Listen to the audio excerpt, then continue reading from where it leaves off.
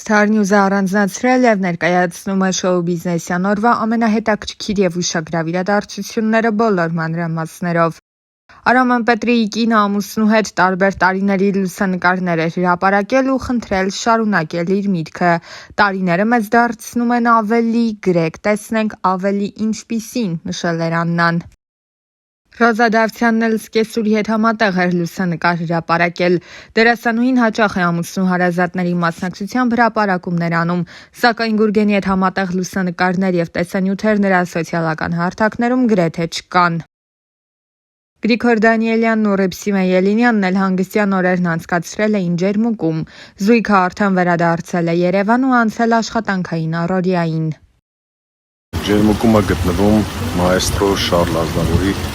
կիսանդրին, մեջ շատ հետաքրքիր ձևով եմ նայել։ Շատ սիրուն եմ արել, սիրուն լուծումը, ընդհանրապես շատ սիրուն է ամեն ինչ։ Գնանք ջուր լցնենք։ Այո, գնում ենք ջուր լցնենք ու տանենք տուն։ Ու գնանք։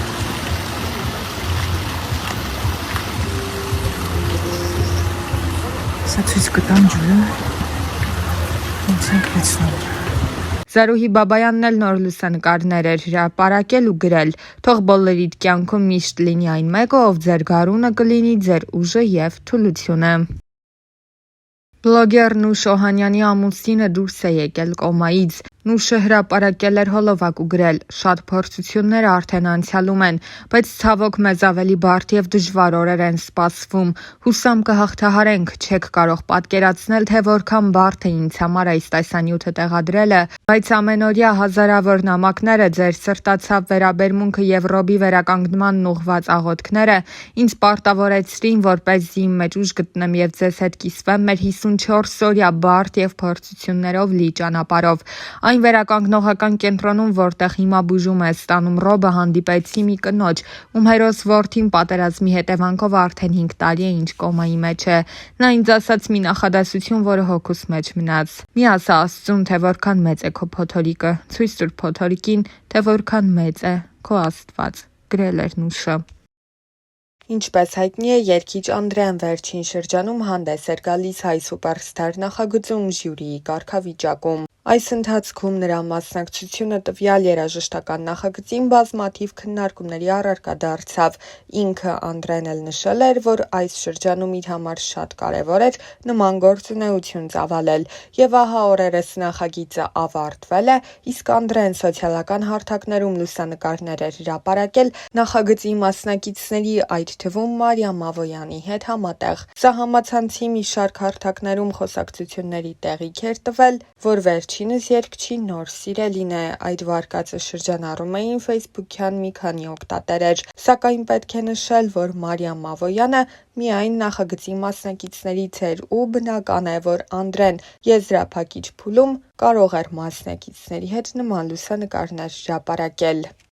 Երգիչ Անդրեի շուրջ ստեղծված իրավիճակը այս պահին համացանցի թիվ 1 քննարկման առարկան է դարձել, ու այս քննարկումների ֆոնին տարածվում է մի հարցազրույց, որը երգիչը տվել է դեռ տարիներ առաջ։ Այն ներկայացնում ենք ձեր ուշադրությանը։ Իմ փոխարեն շատ բաներ են որոշում, արդեն սովոր եմ այդ ամեն ինչին ու վաղուց կարելի է ասել արդեն 20 տարուց ավել։ Եթե այդպես են որոշել, որ ես ամուսնացել եմ ու այդպես են մտածում, թող այդպես լինի։ Ես որևէ մեկնաբանություն չեմ ուզում տալ այդ ամենի շուրջ, որովհետև կարծում եմ այդ հարցերի պատասխանը տրվեց քեզ տերեմ տեսահոլովակում։ Բայց դրանից հետո էլ շարունակվեցին շնորհավորանքներ, երևի միշտ էլ հետաքրքիր է մարդու անձնականը, բայց ես կցանկանայի, որ իմ արվեստը ավելի շատ հետաքրքրեր մարդկանց։ Ուրախ եմ, որ իմ արվեստը իսկապես հետաքրքիր է այն հանդիսատեսին, որը 20 տարի շարունակ իմ կողքին է։ Նրանք, ովքեր ինձ այս տարիների ընթացքում հասցրել են ճանաչել, վստահ եմ գիտեն, որ ես երբևիցե իմ անձնական կյանքն ու հարաբերությունները չեմ սիրելի ցույց դնել հանրությանը։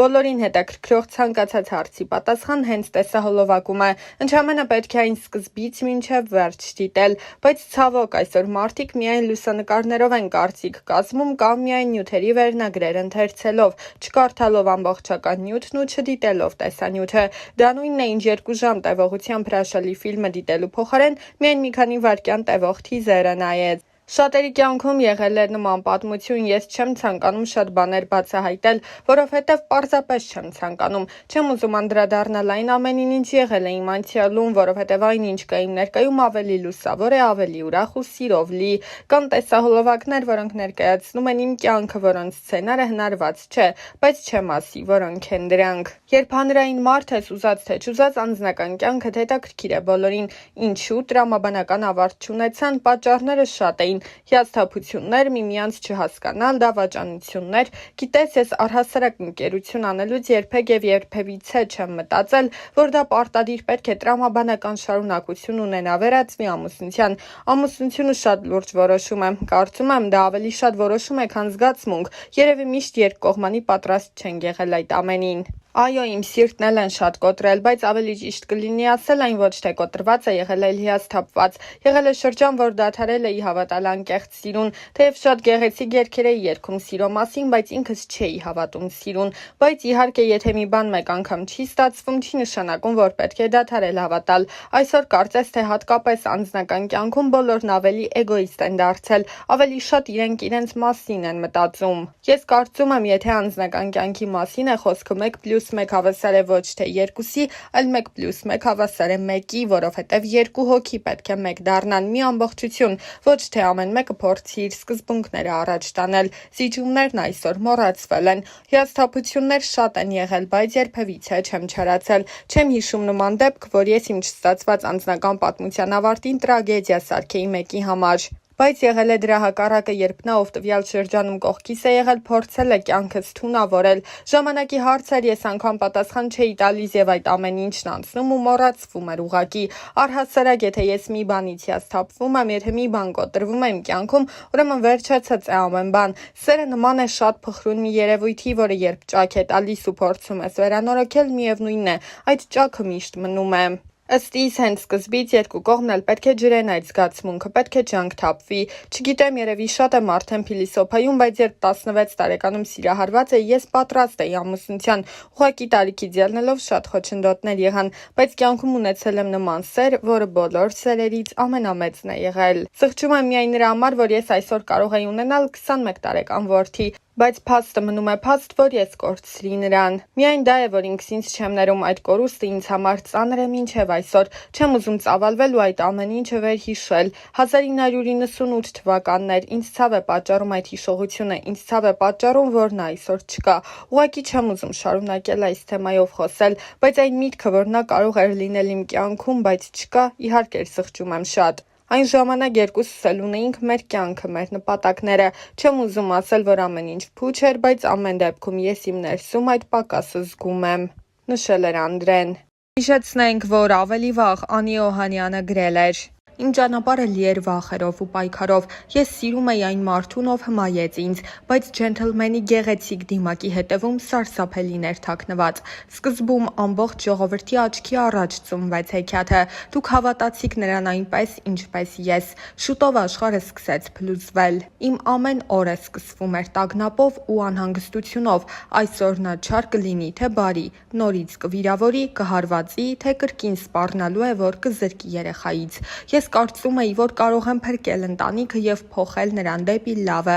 սակայն նրա ագրեսիան միայն աճում էր։ Նա չէր գիտակցում, թե որքան ցավ է պատճառում ինձ։ Ես զգում էի, որ հոգիս դանդաղորեն քանդվում է, բայց շարունակում էի հուսալ, որ նա կհասկանա եւ կփոխվի։ Ես հասկացա, որ սերը չպետք է տառապանք բերի, կներես բառը ելք չէ, դա անընդհատ կրկնվում էր։ Այսօր ես համարձակվում եմ խոսել։ Այս ամբողջ ընթացքում ես ստիպված էի ժպտալ տեսախցիկների եւ մարդկանց առջեւ, ցուցադրել երջանկություն այն ժամանակ, երբ ոչ ոք չգիտեր, թե ինչ է կատարվում փակ դռների հետևում։ Այս գրառումը ոչ միայն աղաղակ հոգու, դա կոչ է բոլոր կանանց, ովքեր տառապում են ինձ նման, աղջիկներ, կանայք, մայրեր, դուք արժանի եք սիրո, որը բերում է լույս եւ ոչ թե խավար, նշել էր նա։